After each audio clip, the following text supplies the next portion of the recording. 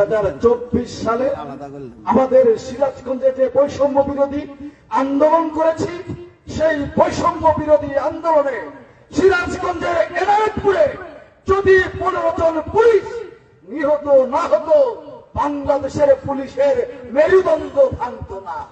আমরা সিরাজগঞ্জ আন্দোলন করে বাংলাদেশের পুলিশের মেরুদণ্ড ভেঙে দিয়ে 2024 সালের আন্দোলনকে ত্বরান্বিত করেছি। আমরা ক্ষোভ ছিল, আক্রোশ ছিল, কারণ হাসিনার সরকার যত অবৈধ কর্ম কিছু তার ব্যক্তিগত পুলিশ দিয়ে কুকর্মগুলি করিয়েছে, যার কারণে পুলিশের উপরে মানুষের ক্ষোভ ছিল, দুঃখ ছিল।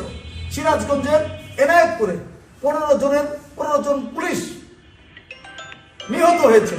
সেই নিহতের মধ্য দিয়ে পুলিশের মেরুদণ্ডটা ভেঙে গিয়েছে।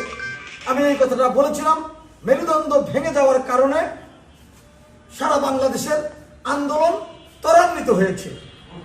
তাই আমার এই বক্তব্যটাকে দুঃখের সঙ্গে বলতে চাই, আমার এই বক্তব্যটাকে আওয়ামী লীগের কিছু দালাল সাংবাদিক যারা বর্তমানে দেশে নাই, যারা এই দেশে দালালি করেছে, 17 বছর শেখ হাসিনার গোলামি করেছে এবং বস্তুনিষ্ঠ সংবাদ পরিবেশন করে নাই, সেই সকল সাংবাদিক যে কোনো একজন আমার এই বক্তব্যটাকে বিকৃত করে প্রচার করেছে, যে পুলিশের এই বিষয়ে এটা বিকৃতভাবে প্রচার করেছে।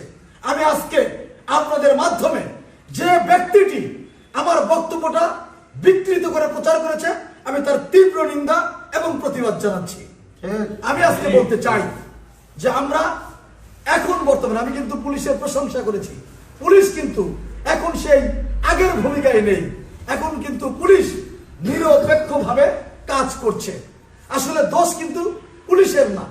এখন আমি একটা উদাহরণ দেই, যদি গাড়িতে কোনো অ্যাক্সিডেন্ট হয়, গাড়ির দোষ হবে না ড্রাইভারের দোষ হবে? ড্রাইভারের দোষ হবে, যে চালক তার দোষ হবে। তো এই দেশকে চালিয়েছে শেখ হাসিনা, পুলিশকে কিন্তু আমি দোষ দেইনি। পুলিশকে চালিয়েছে শেখ হাসিনা, তাদেরকে নির্দেশ দিয়েছে সারা দেশে সকল যারা দেশের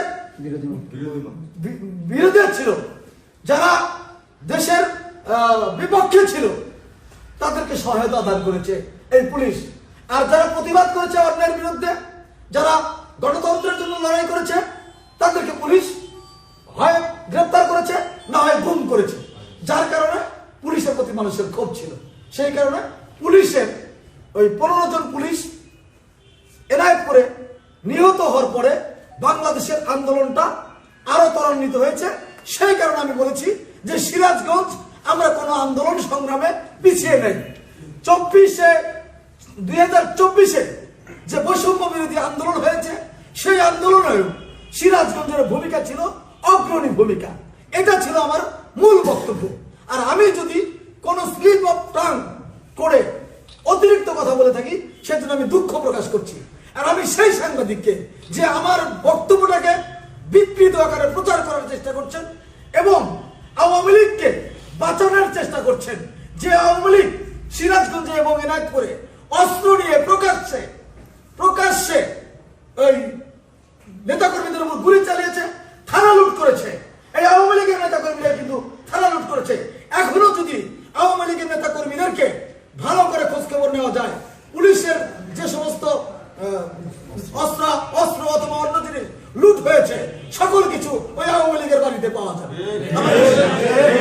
সেজন্য আমি বর্তমানের যে পুলিশ নিরপেক্ষ ভূমিকা রাখছে, আমি পুলিশ প্রশাসনকে অনুরোধ করব, আপনারা ভালোভাবে এবং যারা ওই এলাকায় বিশৃঙ্খলা করেছে তাদের বাড়িতে রেড করেন। কি boss, vital match, tough opponent, tension? Come on bro, অপোনেন্টকে নিয়ে ভাবার সময় আছে। আসল অলরাউন্ডারের কাজই তো হলো যে কোনো টাফ সিচুয়েশনে টিমকে অলরাউন্ড প্রোটেকশন দেওয়া। জাস্ট লাইক মাই টাইলক্স, যার অ্যান্টিব্যাকটেরিয়াল এজেন্ট টয়লেটের কোনায় কোনায় পৌঁছে 99% জীবাণু ধ্বংস করে, টয়লেটের কঠিন দাগ ও দুর্গন্ধ দূর করে টয়লেটকে রাখে ক্লিন আর সুবাসিত। টাইলক্স টয়লেট ক্লিনার, ক্লিন মানেই টাইলক্স।